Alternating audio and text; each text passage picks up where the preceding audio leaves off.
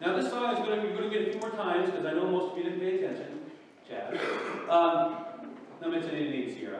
But hear the words. There's only one that was willing to step down from his throne. There's only one father who was willing to let his child die for you. There's only one.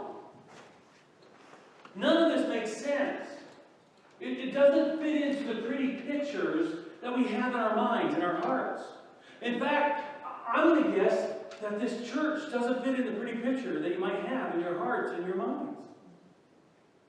I'm not saying that it isn't a pretty church. It's beautiful. I love the stained glass windows and the lights. I'm not talking about that. I'm talking about us. Right? There's some issues maybe.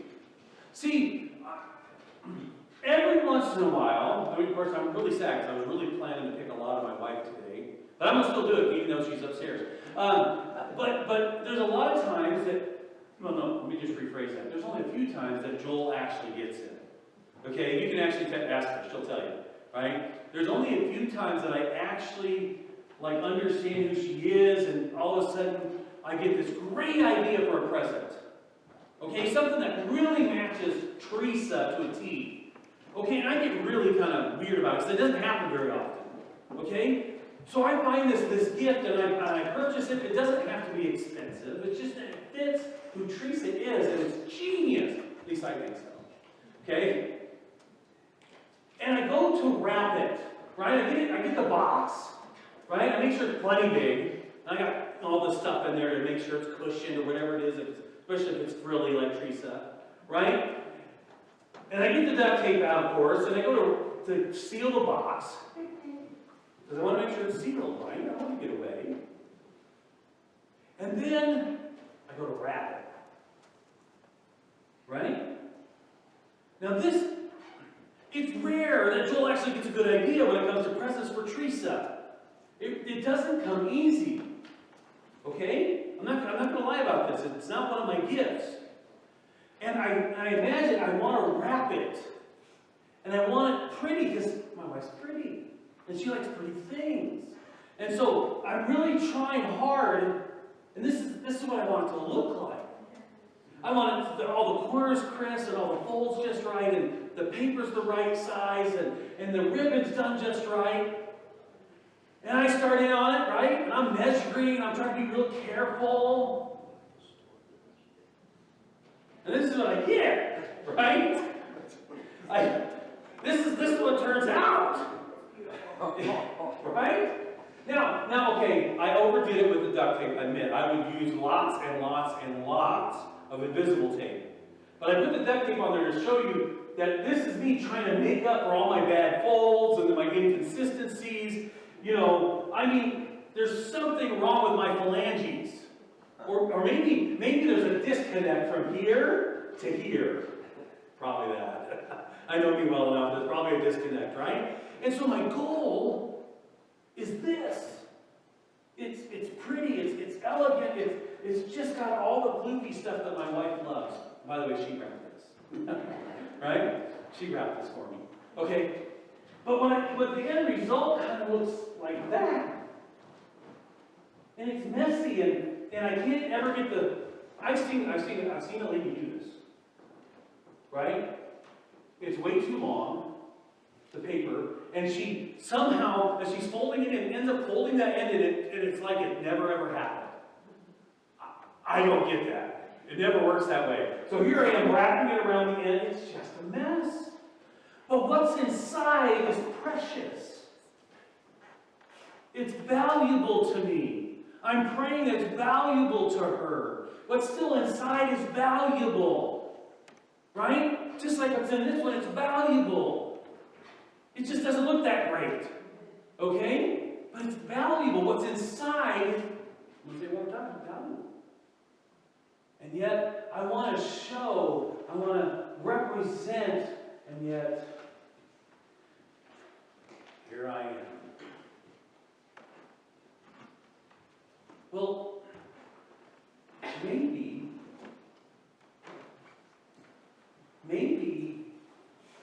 this shows God's power. Maybe this shows something about God's character. See, we're going to go through again Matthew 1:1-17. Isn't it the greatest verses ever, the begots? Don't you just love them? Right? And maybe we're going to see something about this in that. See, there's always the black sheep, right? But I'm going to tell you, it's all nonsense.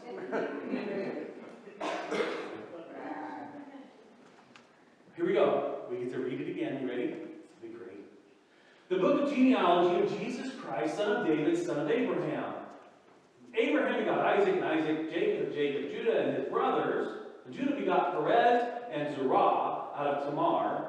And Perez out of Hezron begat Hezron. And Hezron Aram, and Aram Minadab, and Aminadab, Nahshon, and Nahshon, Solomon, and Solomon, Boaz out of Rahab.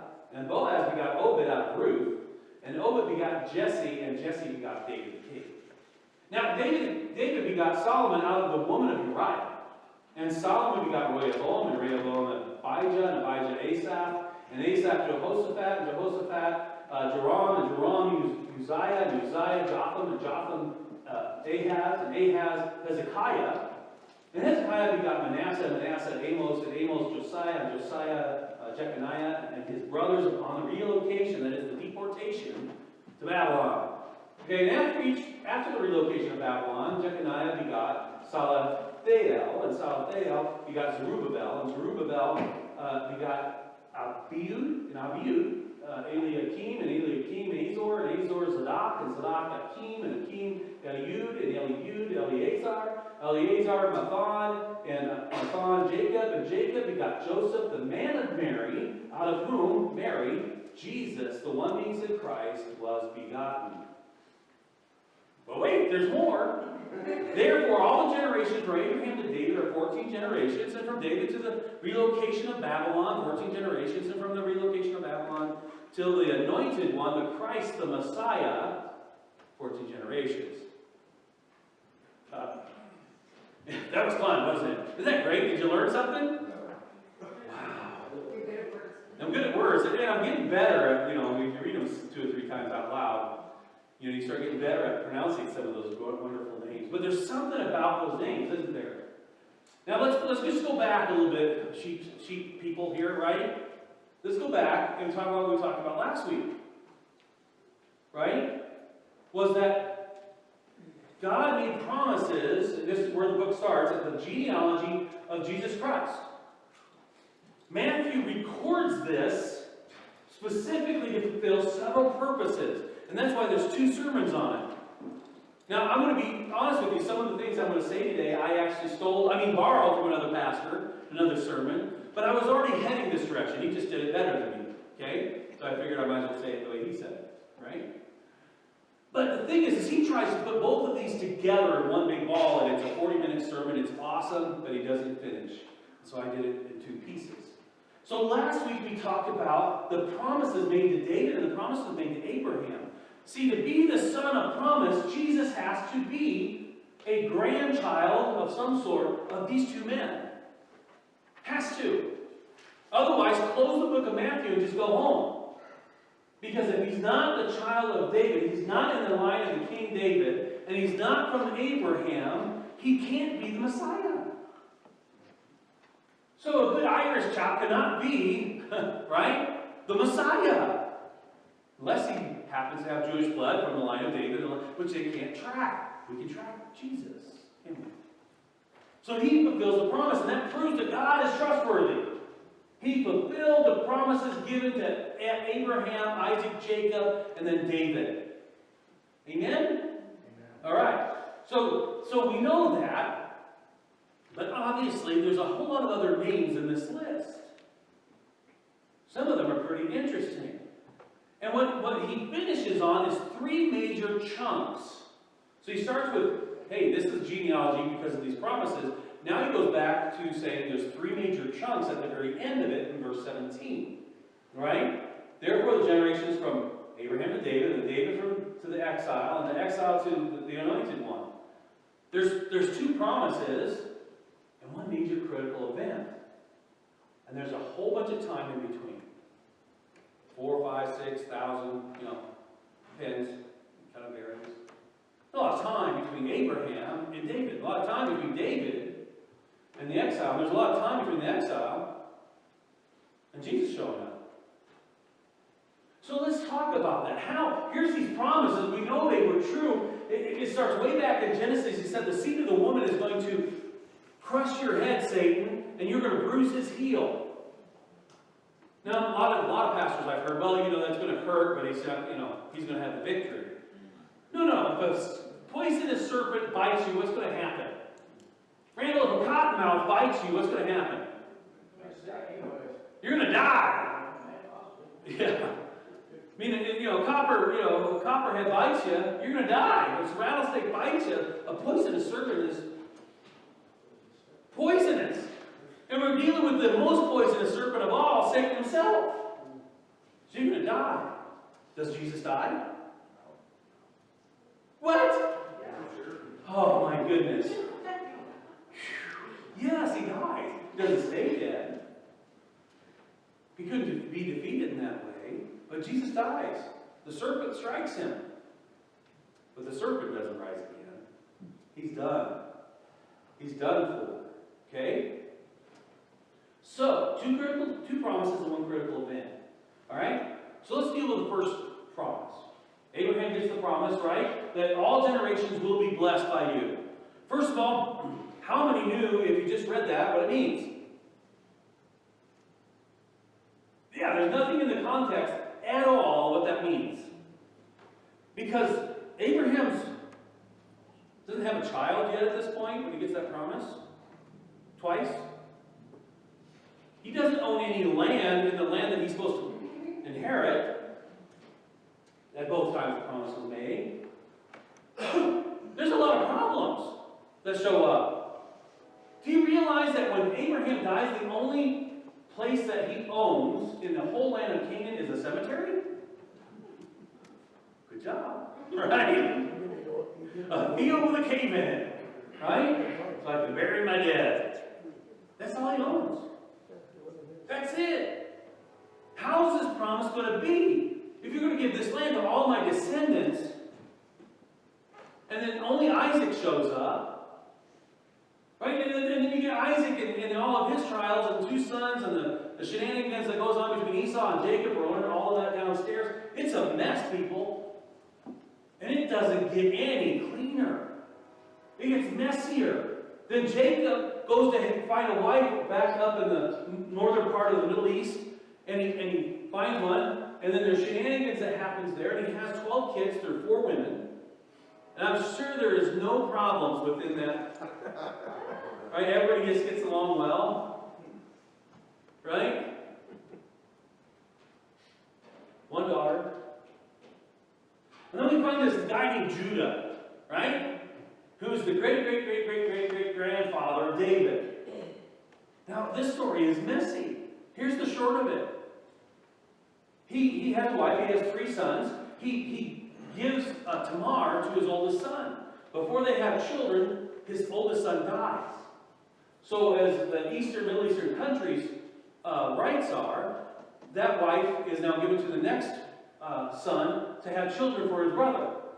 Okay? So that she can redeem the inheritance that's coming to her. Right? To that family.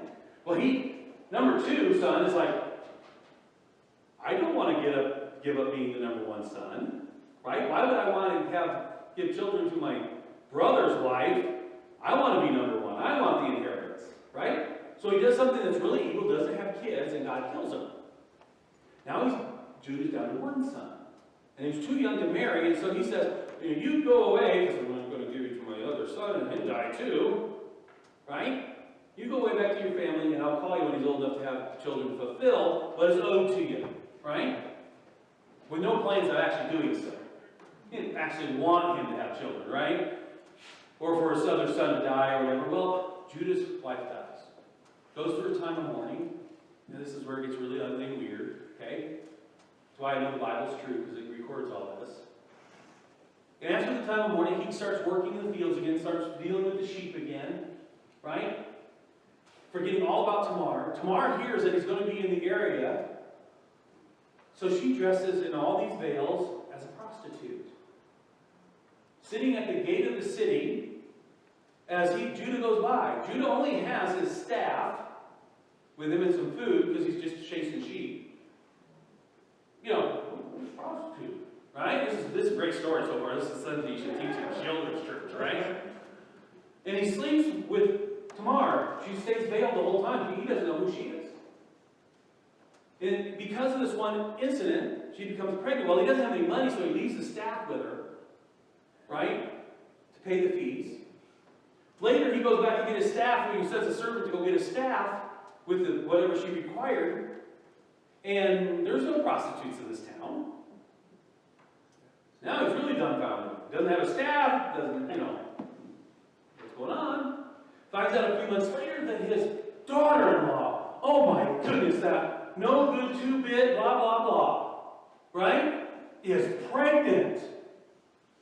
Oh, and he's like, thank goodness. Because that gets his youngest son off the hook, doesn't it? Right? But I'm indignant. How dare her?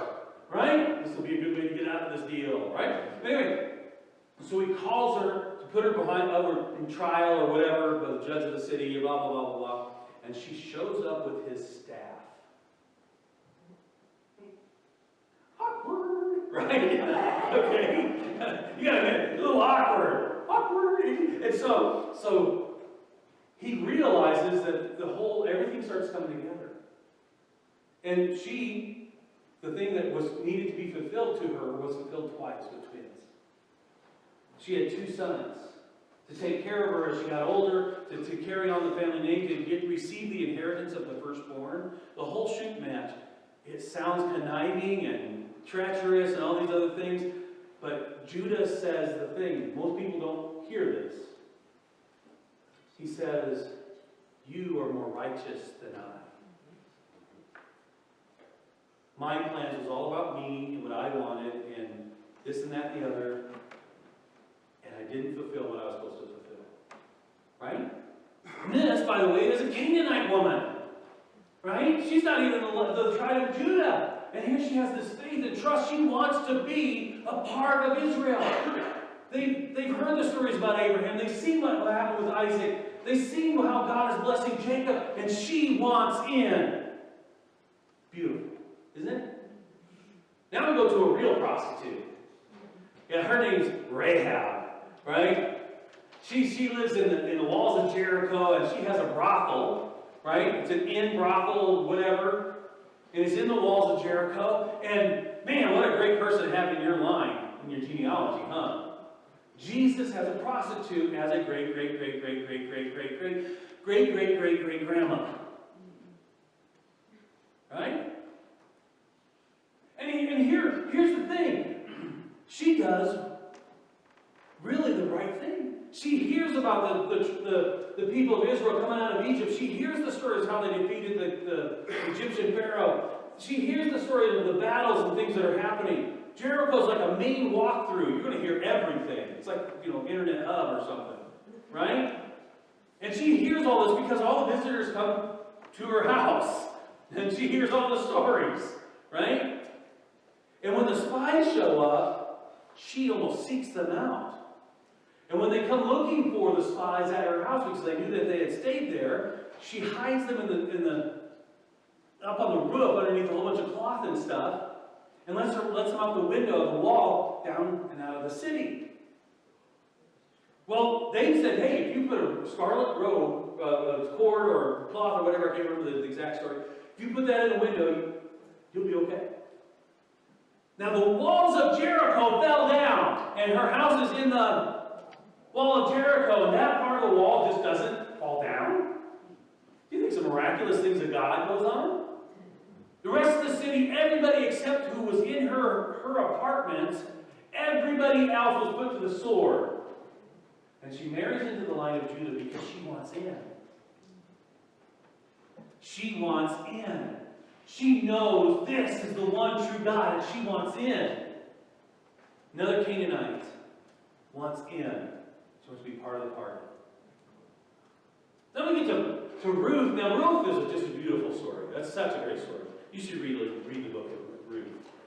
Naomi and her husband and her 2 sons have to go to Moab because a drought, and while they're there, her husband and her two sons both die after they take Moabite women for wives. Now, the Moabites are from Lot, so that's a great story in Genesis. Go read that one. That one's another one you should teach your kids. And the Moabites are interesting. They know about Yahweh God, but they're still, out there. Anyway, Ruth chooses to stay with Naomi. Naomi has nothing. Without a husband, she has nothing. And the other one decides to go home to her parents. But Ruth knows something about Naomi and her faith, and she wants to know Yahweh. She wants to be a part of the promises. And she follows Naomi home to Israel, and Boaz redeems. Such a beautiful story.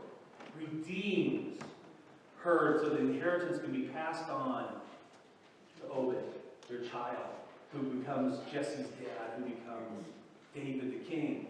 But can you imagine sitting there with Abraham, out there in the middle of the woods, sitting there, listening to God say all these promises, you got your campfire going, but I don't own any land. I don't have any kids. And then when it does happen, it's a mess. It's just ridiculously messy of how all this stuff happens. How they come into the land and the problems with the Israelite people, and you can read the Judges. They all did what was right in their own mind because they had no king. Right? So they wanted a king, but that becomes a whole mess. And King David shows up on hand. Right? So we go to that. David to the relocation of Babylon, 14 generations. And you think, okay, the kingdom's finally here. Okay, a little stability, right? It's going to be great. Right? Oh no. It's as messy as everything was before and then some. Watching the kings choose to go their own way and not listen to God and all of this other stuff. It's a mess. You got to realize that David had Solomon through an adulterous affair with Bathsheba. My bad. It was kind of a term that we kind of developed at Boise Bible College because she was in a public bath nude right outside David's window, and I'm sure there was no pre-planned meditation to this whatsoever. Figure out who she is, David says. I'm innocent, you know? Figure out who she is and bring her to me. Oh, she looked good to me. Oh. Right? And then David goes on and about breaks all 10 commandments. He doesn't leave one out. Right? He just swing and a home run. Right? He takes them all out. One. And Bathsheba, her treachery costs her actual husband, his life. And because of their sin, it cost their first child. Now, why are these women even in here? Because according to genealogies, all the Israelites really cared about is the male line. Right? I mean, I realize that I'm a Schrader and a Brady, but, I mean, it's just my mom. Who cares? I'm a Rice. Right? Who cares about the rest of that rabble from Ireland and Germany and stuff? Right? But that's how they look at it. We kind of look at that a little bit still. Yes, she's crying. She knows it's true. Right? The one thing that's funny about I hope you go look up this guy that did this video. He's like, what I find out when people are starting to do their genealogies, they're all from Scotland. And they all have a castle. Right? I don't think there's enough castles in Scotland to take care of y'all. And he kind of goes on to this. It would be a whole lot better if it came up, we're from the line of McManahan or whatever, right? And we come from a long line of sheep stealers. Well, there's an honest Scot. Okay? Yeah. Now there's an honest Scot right there. Or an Irishman. We are from a long line of drinkers. We're pretty good at it. Right? So here we are. Now we've gone to the place where they didn't listen. We went through the two promises, and how is this going to work out? Because after the line of David, it's a mess. And the way the promises sound, it sounds like there's going to be this one who actually cares. Solomon tries, but he goes crazy. He's way too smart for his own good. And he just, smart as a whip, but with no common sense. Right? So how's this going to happen? And then we get to the exile. See, this is where we're at right now. Nobody thinks they're going to be judged. Nobody thinks that they're going to have to stand before the Lord and have accountability. Definitely nobody really wants that. See, but back in Deuteronomy, and I don't know the chapter verse, but back in Deuteronomy, he talks about all the blessings if you listen, Israel. Right? They're going to be awesome. I'm serious. It's going to be heaven on earth. It's the best possible scenario. It's awesome. Wealth beyond imagination. Goodness beyond imagination. But if you don't listen, I'm going to send in different groups to punish you, to wake you, to get you to realize that you're living wrong. And if you keep ignoring all those things, eventually I'm going to take the land away. Right? I'm going to send you into exile. Now you're thinking back on the promises. How are they going to be a blessing if they're such idiots? Right? Let's just call a spade a shovel. Right? If they're going to be that big of goobers, how in the world, if they're going to be that messy, how are they going to be a blessing? And then when the kings come, right, and David gets the promise, there's only a few of them that have a little bit of sparkle on their package. The rest of them are, right? It's a mess. And now the kingdom's gone?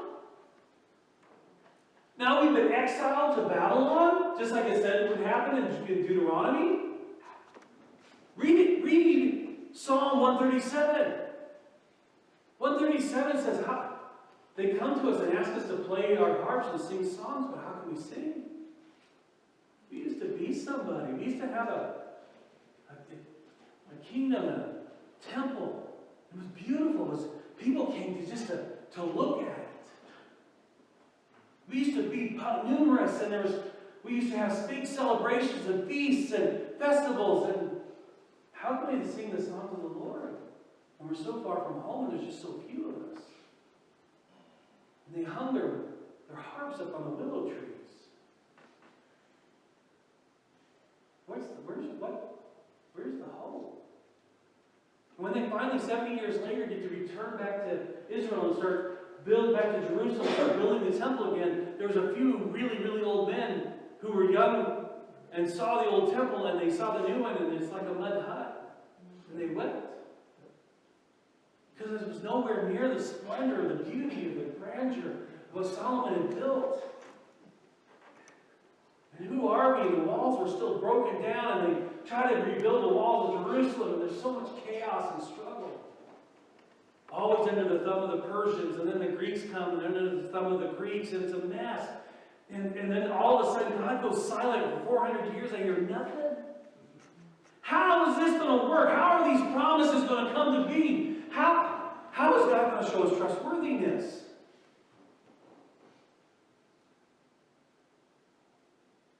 Then the Romans come in. After a little bout of freedom, we never really actually put a king of David back on the throne. The high priests sit there and battle it out to rule Jerusalem and Judah.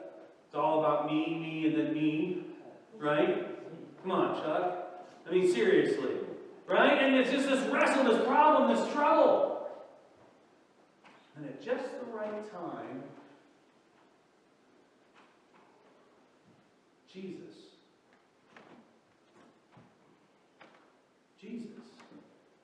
I mean, the whole line up to this point has been a mess. Amen? I mean, it's a mess. If you really get into the rest of the story, it's a mess. Very, very messy.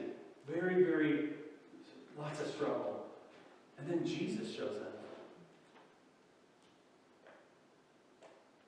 He's the epitome of all that we're supposed to be. He's the perfect present wrapped in the perfect package. But the rest of it is a mess, right? Now think about it. If when we hear that Christmas carol, think about that time. Think about the time from Deportation until Jesus comes, until the President actually arrives. Do you hear it? O come, Emmanuel, that ransoms captive Israel. Right? They've been under oppressions of the Persians. They've been dislocated from their homes. The templeism was supposed to be Herod's building this thing under the Roman authority, and it's pretty, but there's no Ark of the Covenant. The Shekinah glory, the presence of God hasn't shown back up. It's still not what it is, and then there's people that are ruling the temple are a bunch of shysters. You know, oh, that lamb is terrible. We'll give you $10 for it. You need to buy this approved lamb, this kosher lamb, for $100, right? 6 people later, that blemished lamb shows back up. Oh, no, your lamb is terrible, right? Cha-ching, cha-ching, cha-ching, right? It's all about the money. Nothing about God. Come ransom us from captive Israel, and mourns and only exile here until the Son of God appears. And they're thinking, yeah, get rid of those Romans. Yeah, fix the Temple Mount. Yeah. And they don't even realize that there's something way worse capturing their hearts. All hopes and fears of all the years are met indeed in it. So let's just kind of wrap this up. Again, we usually look this guy up. Alistair Begg. Yep. And then look for the genealogy of Christ. You put those 2 things in there, you'll find this video. It's awesome. I also have Caleb put it underneath this video as a link in the description. But here we go. I'm stealing. I'm borrowing. God deals with actual people, not ideal people. Right? That's what this lineage shows. Right? That God deals with actual people, not ideal people. And you can, I hope you hold up a mirror and realize that's you too. God uses all the messy stuff to accomplish His purpose. Messy stuff doesn't scare Him. What happened in your life and what you've been going through, it doesn't bother Him. Right? God is not operating on our timetable, Shauna. Right? He does not operate on our timetable, Scott. Family line of Jesus contains some who were moral outcasts. Right? They were moral outcasts. And the family line of Jesus is ethically diverse. They come from all over the place. So with that, this is now my points to ponder. If all of this is true, before Jesus came, should we see the same in the book of Matthew? Are we going to see Jesus dealing with people in the same way with all those problems? That's very good. Very good, Larry. Nice job. Right? Yeah. Here's the next thing. If this is true, in the book of Matthew, should we see the same thing in our church body today? But I'm telling you, you've been there. I don't know what church it was, and you walked in and you were afraid you might wrinkle somebody. You know, they had all their nice little outfits on, and everybody sat in their pew. So in fact, when to build the church, they had to buy a pew, raise money to buy a pew to help raise. No, it's true. These are true stories. You buy a pew by raising $10,000, and that's your family's pew, and to help pay for the church building, right? And they all show up in their ties and things, and they all just talk really nice, and they're so glad to see you. It's, oh, Amy, I'm just glad that you're here, and oh my goodness, and you're not wearing a tie. Right? And they play this game like they're this. But what's inside is not that great. And we see the other side of it, haven't we? We're just come as you are, who cares? Don't worry about changing, don't worry about it. I know that you're just a crummy old package and it's just what God's given you to deal with. Right? So don't worry about it at all. Don't even shoot for the ideal because you're just a sinner saved by grace. Which is true. But completely taken out of context, amen? So we should expect somewhere in between that Jesus being the prime example, the perfect package, the perfect thing that's inside, the whole enchilada, using a little Vedic terminology, the whole enchilada, that this is where we're supposed to be going. Amen? And we recognize we're somewhere Maybe starting off, we're a little rough around the edges. Maybe we've started growing and maybe the duct tape's gone and there's actually invisible tape on us now. Or maybe, I don't think any of us have really arrived here. That idea that we can achieve complete holiness here is just ridiculous. But I want you to understand something. When you come into any church, hopefully with honest people, with honest pastor, without following God's word, you're going to see this, right? That because this is true, we should expect the people to be in church to be full of people we wouldn't choose. I love you, but when it comes to what we expect from church, we are all little Timmy. That's the last one chosen for the baseball team every time. Really. When it comes to what church, what sometimes we walk in and expect church to be, the right music, the right pastor, everything clean and cut, and everybody's dressed nice, and we don't get messy, we don't talk about our problems, we don't talk about our hurts. It's all just joyous, and man, God's for you, and He's just going to build you up, and just make sure you put your money in the plate when it comes by. But no, we should actually expect people we wouldn't choose, who've had experiences we wouldn't want.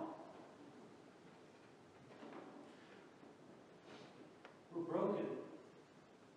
Struggles, problems, messiness, divorces, abuses, sin, struggles. Pick one. Come on. You know what I'm talking about. We've been there. Let's be honest.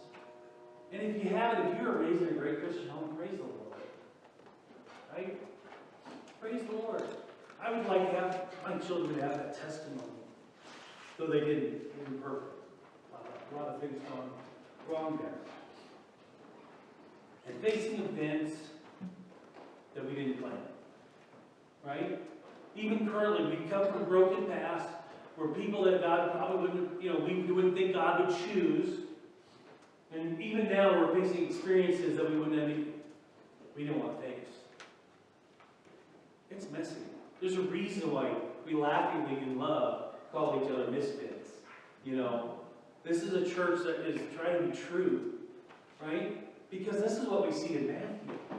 This is what you should expect. Now, that doesn't mean that you can just keep wallowing around in sin. That doesn't mean that you should just ignore the fact that Jesus, being Christ-like, isn't the goal. It's the fact that I haven't arrived yet, and I'm still working on it, and God's still working on me, and it's about surrender. But ignoring it and just saying, this is just the way God made me, right? If you don't like it, there's the door. It's not that way either, is it? I'm not going to pretend that I've arrived, and neither am I going to just ignore my brokenness. So we should expect that we walk in here. That's messy. It's not going to go easy. It's not going to be whatever. It's work. And if you want to live the fairy tale life, then you just go back online, right? Get back on Facebook. Listen to all the pop stars who've got everything figured out. Listen to the world because they're going to save the planet. Eventually they're going to get a program to download your consciousness, and they're going to make you pretty forever and all this other stuff. That's not what it's about. See, all of us have the black sheepness. All of us have that struggle. Not one of us has arrived. I haven't arrived. God's here to fix the broken. He even says in the book of Matthew, I've come to heal the sick. The sick is what he needs doctors, right? If you think you're already righteous, you've already got it figured out, you're in the wrong place. Because this is a hospital. He's here to bring